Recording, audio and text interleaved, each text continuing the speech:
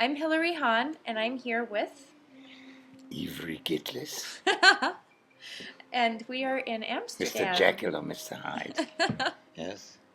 Exactly, I guess. Mm-hmm. We're in Amsterdam. And Amsterdam. Yes. It's a damn place. I mean, it's a really damn. And? D-A-M. And we are here because I had a concert in the Concertgebouw, and you are here for... Well, for a kind of conferences, master classes, and just thinking. Just thinking. Well, I can't help it. I do that most of the time, and sometimes it reflects with something which is outside of myself, and something I reflect of something which is outside of itself. How is that about that? I think that's a good answer.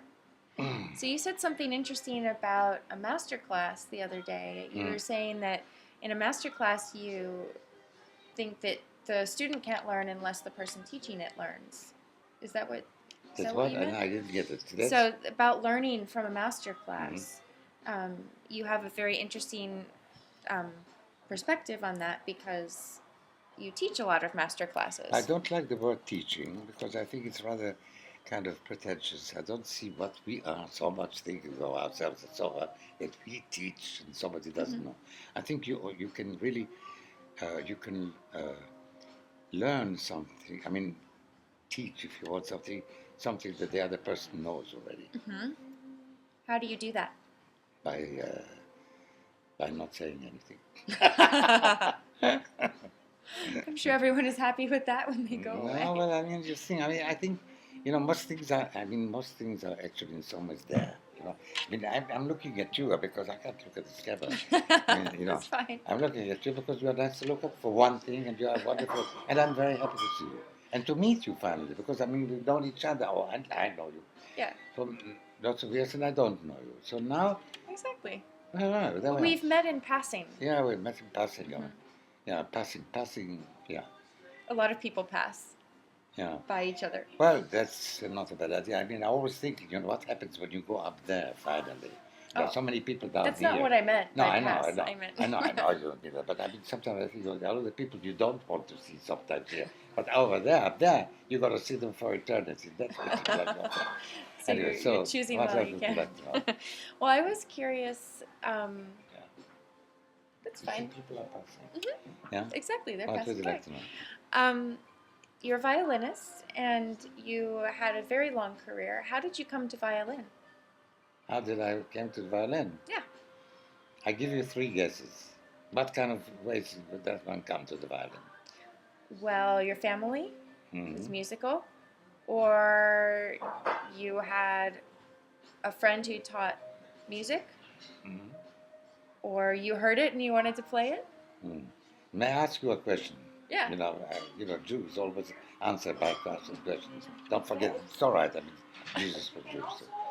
How did you come to the violin? We lived in the neighborhood where there was a music school, and we happened to see a sign that said that there were music lessons. So that's how I started. But did you want to, or was it your parents? I saw a lesson as a demonstration, and I was interested in it, so I figured I should start. Now, as far as I'm concerned, it's very simple. I wanted the violin. It's as simple as that. I was 4 or 5 or something. I wanted the violin. I mean, we had in our neighborhood, I mean, people who were musicians, who lived. We were 2 or 3 families living in one big apartment. We were very rich. And one of them was a wonderful couple. I mean, he looked a little like Beethoven. He was a little deaf like Beethoven. And he was composing, not quite like Beethoven, but he did some wonderful things. And she was a pianist, a teacher of piano, a great little lady. When she was 80, about 500 students of hers from all over the world came to Israel to see her. So I could have wanted the piano. I wanted the violin. I wanted the violin. So on my 5th birthday, friends, family, other persons, so on, all got together and got some little money and bought me a violin. I shall never forget it. Even now, they put me on a table, dressed me up in a kind of a velvet brown with a booby kragen, this kind of thing like that. and old women, and mother, grandmother, aunts, and all that. And I said, "What's all these women around here? I want to watch you." And that's why, and that's what how I got, and I wanted that. And I couldn't start actually playing till I was about 6, really, in a way, because I had some problem. I nearly got blind, because of it. So, and there we are. And I don't know, would I have known what it really entails, everything? Would I have wanted? I don't know. But I think I would have. As it often happens, you start a love affair with something. Violin, yeah. Then when people start to say, oh, this child, maybe, then it becomes a tyranny, it can become.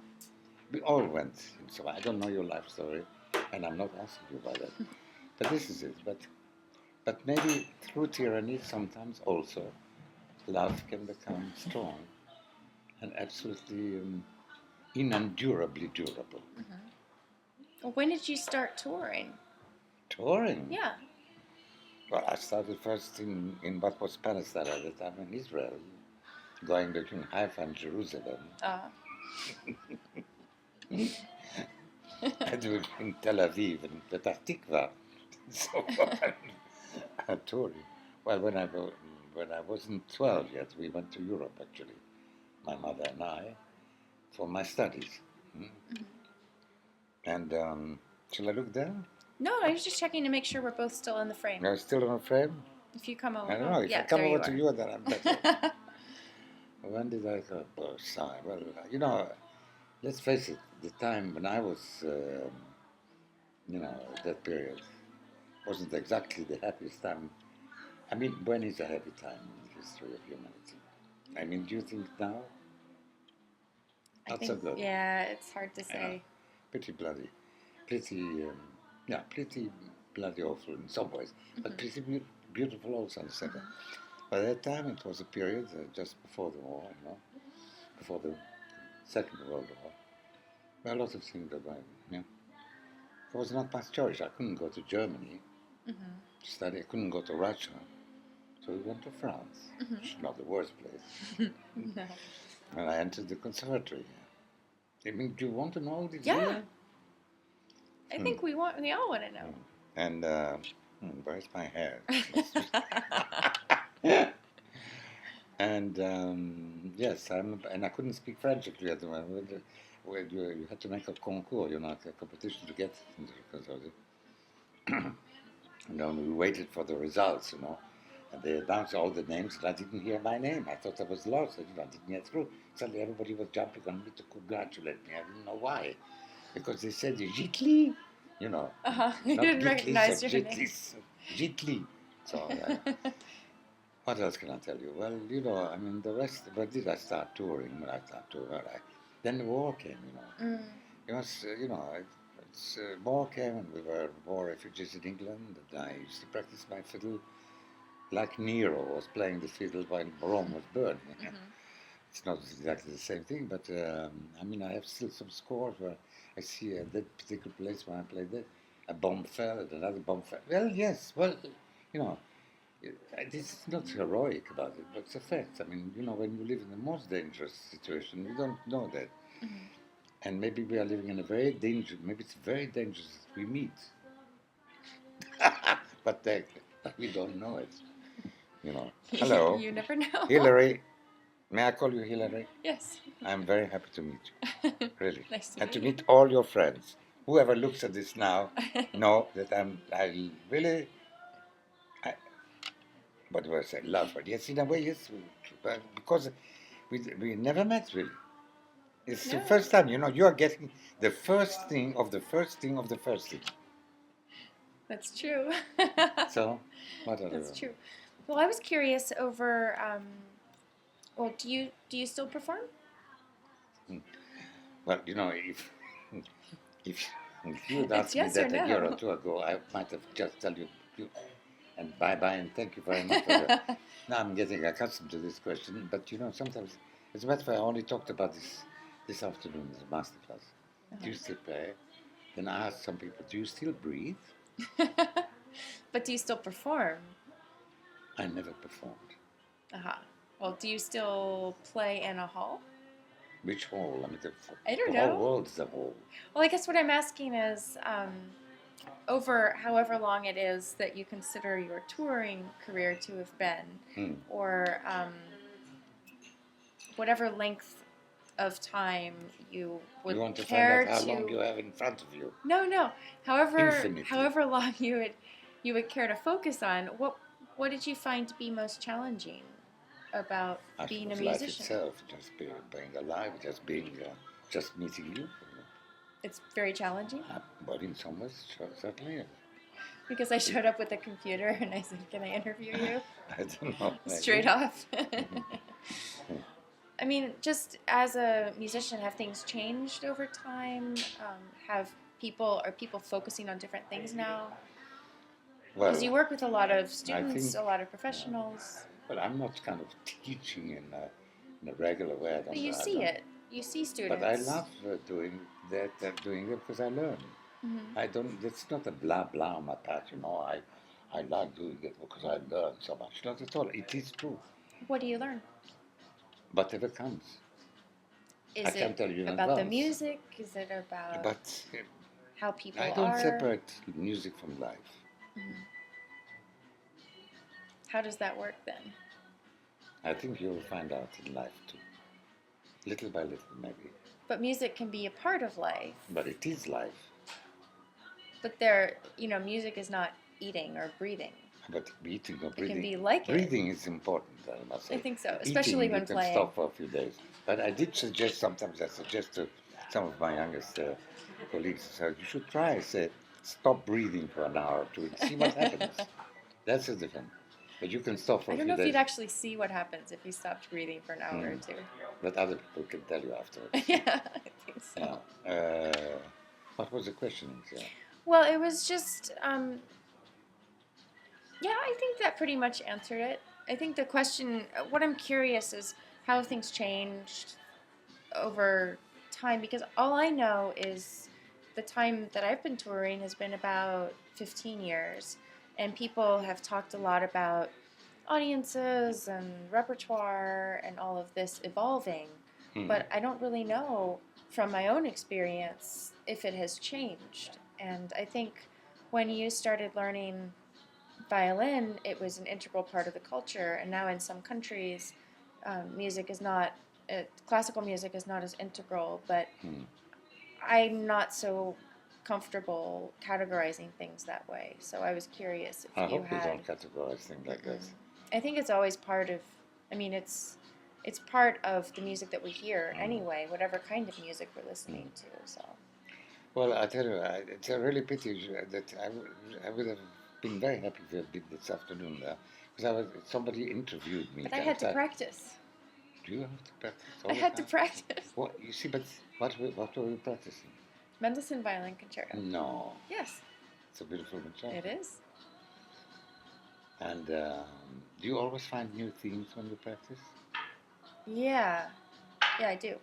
I'm always trying to reassess how I'm playing, rethink it a little bit.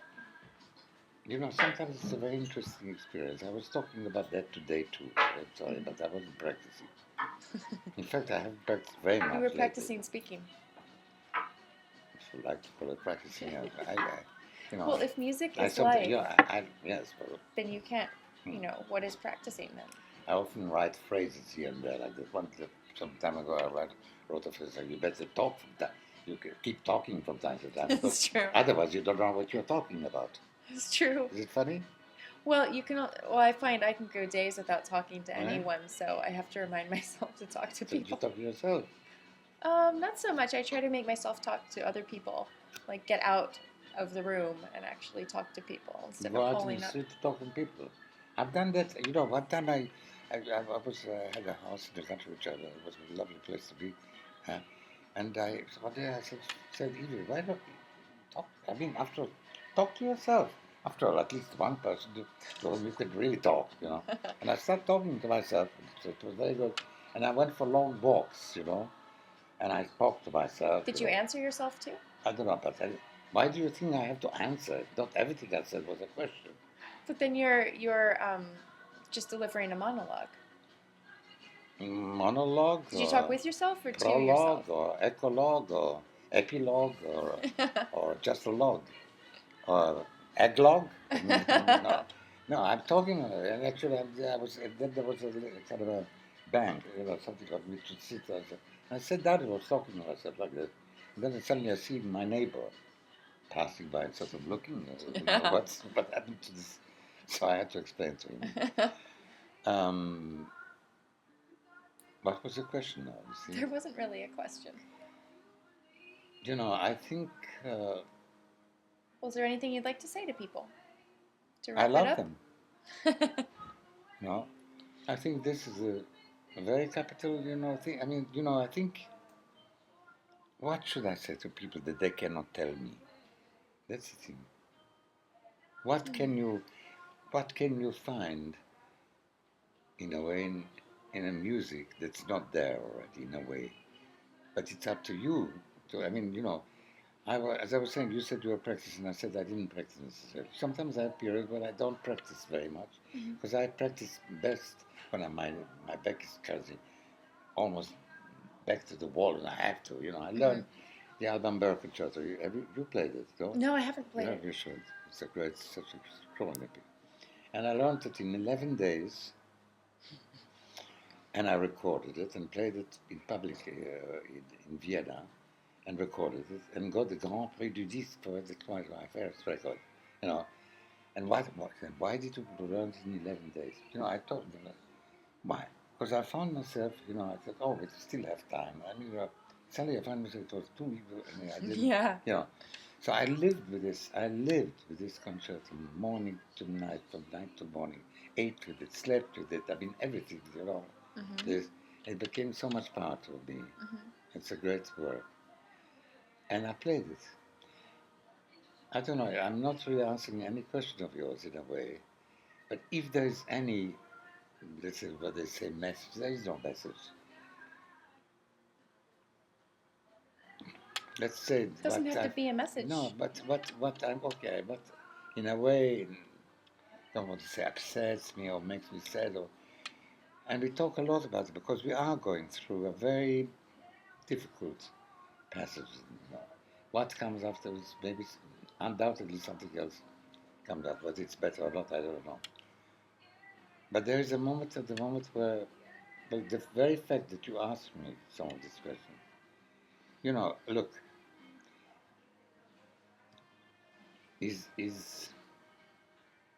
we are sitting here in a place in this wonderful city of Amsterdam, which is kind of a Venice of the North. In fact, I was in Venice only 10 days ago, and I hadn't been there for some time. It was an extraordinary city.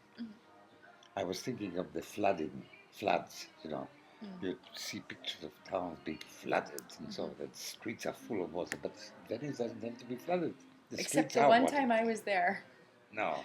Venice was flooded. Yeah, really? The Piazza San Marco, yes. Yeah. It's wonderful, actually, because there are bridges like it all. But let's say that it's a little difficult today for younger people and so on. I don't know, you see, you are so flooded by so many information, so many bombardment of announcements. I don't know, all this. What do you have time to have this little sparkle of something which is beyond the thing, or beside the thing? And as a musician or any artist, if you don't live that kind of moment of impossible, of this moment of beyond, what is there? You see, you asked me if things change. I mean, for example, I find sometimes the fact that I don't practice for a while. For example, okay, I'm going next week to Japan for the 30th time, okay? Yeah. And my first recital is in 2 weeks, okay? They asked, this time I've already played it before, so the Kreuz Sonata. And I'm doing the Kreuz Sonata, I'm doing the Debussy Sonata. And I haven't actually played the Kreuz and the Debussy for a while. So I asked my pianist, a wonderful pianist, to come home and let's just play it. And I'd start with the first chord of the Kreuz, and it's such kind of scratched like that a little bit. And then having not practiced my hand for a little year, I had to almost, when I don't practice for a while, I have almost the feeling or the feel. But can I still play the violin? Do you have that feeling too? No. But you I know practice what you every day. mean. Yeah, I know what you mean. And when I feel that, I sometimes then I play, practice even less because I'm afraid if I start playing, I find out that I can't play. That would be fantastic. But then we come to more or less the time I have to practice. Right, right. So I start like from the scratch again. And then I find all kinds of things suddenly in the music, which I didn't. And I played this concert last week, absolutely different than any time before, and I discovered music. That's a good thing. Yeah. And the Debussy, the same thing. Tell me, aren't you cold here a bit? Maybe I can take my scarf, which is over there. You know the brown thing? We can wrap this up too. Huh? I think we can wrap up now. Bye. I Finish? think we have enough. But I love talking with you. We can continue talking over dinner. Can I? Yeah. And record it? I think they've seen enough. Oh, Unless I don't you think want they've me seen to keep enough, it. Unless you I want wanna to keep keep it it. running. Huh?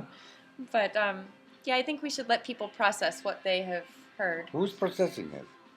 I What do don't you mean? know. You mean all this is on your YouTube thing now? It will be once I Are you going finish to edit recording. it? No, What do you mean finish recording? it's I thought- recording. yeah. Mhm. It will be automatically on YouTube now. No, I have to finish recording and then I have to go back later and You mean it's half of what I said Put it or up. not said, you're going to edit it and put it No. your way. no, That would have a completely different meaning then. no, I never edit.